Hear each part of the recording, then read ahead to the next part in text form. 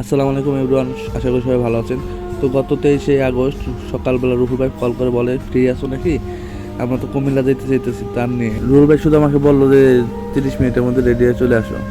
তো আমি সহ আমার কিছু সহযোদ্ধারা ছিল, যেমন শিপন ছিল, সবুজ, নাইম, জসিম ভাই সহ আমরা 6জন কুমিল্লার উদ্দেশ্যে রওনা করি।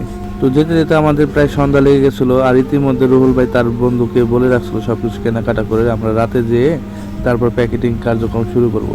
তো আমরা পৌঁছানোর পর প্যাকেটিং কার্যক্রমটা শুরু করে দিয়েছি। আরেকটা কথা বলতে ভুলে গেছি, সেটা হলো আমাদের বড় ভাই পলাশ ভাই সহ তার 3-4জন বন্ধু এসেছিল ঢাকা থেকে আমাদের কাজে সহযোগিতা বা আমাদের পাশে সাপোর্ট করার জন্য। তো পলাশ ভাইয়ের কথা আসলে বলতে ভুলে গেছিলাম।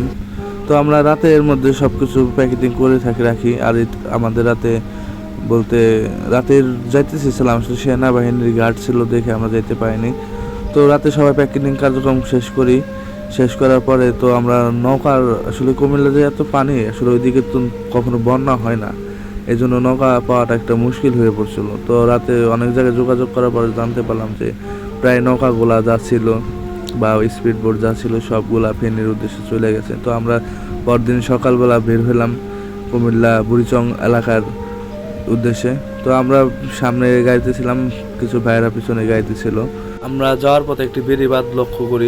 এই বেড়িবাঁধটি নাকি ভেঙে যেতে লাগছিল। তো স্থানীয়দের সহযোগিতায়, ওখানে কিছু রাইস মিলের কর্মীদের সহযোগিতায় 1000 বস্তা দিয়ে এই বেড়িবাঁধটি মানে সংস্কার করে আর কি, বাঁধগুলা ফেরায়। তো আমরা যাইতাছি, তো ইতিমধ্যে দেখলাম একটা নদী, এই নদীতেও নাকি অনেক প্রচুর পানি আর প্রচুর স্রোত। আরেকটা কথা বলি যে আমরা কুমিল্লার ফুলতুলি গ্রামে রাতে ছিলাম বেলাল ভাইয়ের বাসায়। তো আসলে আরেকটা কথা না বললেই নয়, সেটা হলো যে আমাদের যে বেলাল ভাই, রুহুল ভাইয়ের বন্ধু, উনি আমাদের অনেকটাই হেল্প করেছে, আমাদের প্যাকেটিংয়ে হেল্প করেছে। আমাদের নতুন রাস্তা এদিকে চিনি না, আসলে স্থানীয় মানুষ না থাকলে আসলেই এই ত্রাণ কার্যক্রম দূরের রাস্তা বা অন্য কোথাও এগুলো আসলে করা মুশকিল হয়ে যেত। আসলে ওনাদের স্থানীয় কিছু ভাই ব্রাদার ছিল, ওনাদের সহযোগিতা না করলে হয়তো আমরা এত দূর পৌঁছাতে পারতাম না। রাস্তার মাঝখানে অনেক লোক বলছিল যে এদিকে অনেক লোক আছে, না খেয়ে আছে, এগুলো দিয়ে যান। আসলে তারাও তো মোটামুটি শুকনার মধ্যে আছে আশ্রয় কেন্দ্রেতে, কিন্তু ভিতরের গ্রামগুলোতে আমরা যাইতেছিলাম এই পানি রাস্তার মধ্যে মাজা। তখন আমরা যখন যাই তখন গিরা পানি ছিল, আসার সময় দেখতে পারবেন পরে ভিডিওতে যে প্রচুর পানি ছিল।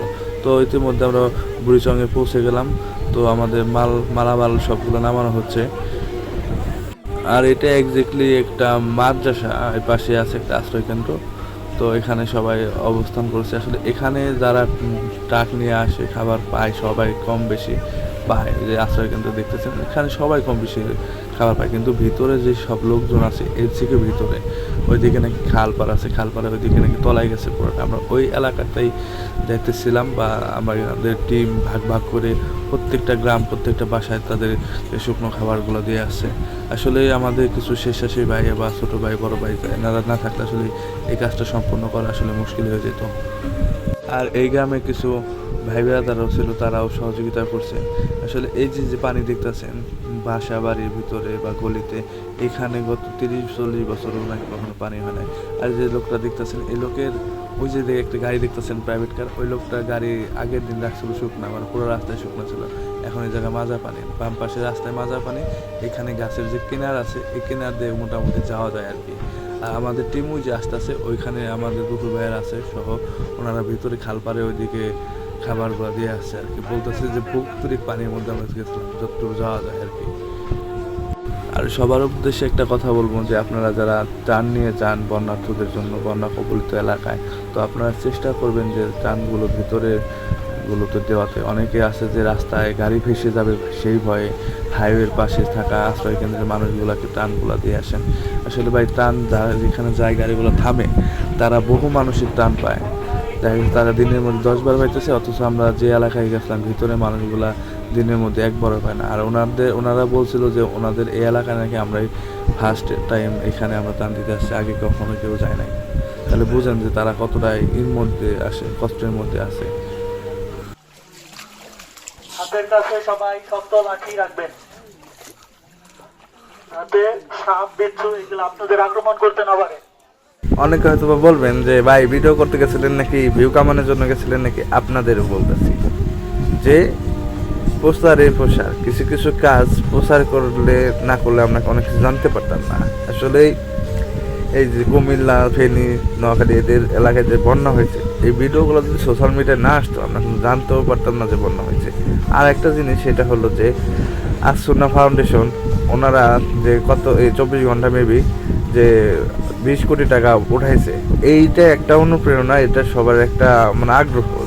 আরও বিভিন্ন জায়গায় বিভিন্ন স্বেচ্ছাসেবীরা কাজ করছে। আর একটা কথা যে যেদিনকে আপনি প্রথম পানি ঢুকে আমি কয়েকটা ভিডিও লক্ষ্য করেছি যে অনেকে বলতেছে যে এবার ব্যারিস্টার সুমন নাই, তারপর তহিদ আফ্রিদি নাই, তারপরে ফারাজ কবির চৌধুরী নাই, এবার বন্যার্থীদের পাশে কে দাঁড়াবে? আসলে আমি মনে করি যে আমরা প্রত্যেকটা মানুষই এক একটা আসলে ওই যাদের কথা বলতেছিলাম তারা যদি পারে আমরা কেন পারবো না, এই সাপেক্ষে আসলে সবাই কিন্তু বন্যার্থীদের পাশে গিয়ে দাঁড়াইছে।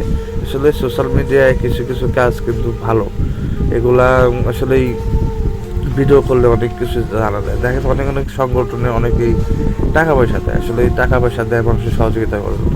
সেই সহযোগিতার পোস্ট ঠিক সঠিক জায়গায় পৌঁছাইছে কিনা এটারও কিন্তু তাদের দেখার অধিকার আছে বা তাদের কিন্তু দেখানো উচিত। এটার জন্য কিন্তু কিছু কিছু সময় ভিডিও করা উচিত। তো আপনারা আসলে নেগেটিভ মাইন্ডে না নিয়ে বিষয়টা পজিটিভলি দেখেন, দেখবেন যে ভালো হবে। আর যারা বলছেন যে ভিউ কামানোর জন্য যা গেছেন নাকি, আপনারা আসেন ভিডিও করার জন্য, আপনারাও আসেন ভিউ কামানোর জন্য, আপনারা আসেন। তাতে যদি 10টা ফ্যামিলির যদি উপকার হয় এটা তো অনেক ভালো। হ্যাঁ, আমরা ভিডিও করছি, তাতে কিন্তু আমরা কিন্তু শুধু এখানে টিকটক বা অন্য কিছু করতেছি না, আমরা মানুষের সহযোগিতা করছি যাতে আমাদের দেখে আরও 10 জন 50 জন যাতে আসে। তো সর্বশেষ আমরা পরের দিন আমরা টান দিয়ে আমরা বাসার উদ্দেশ্যে চলে আসছি।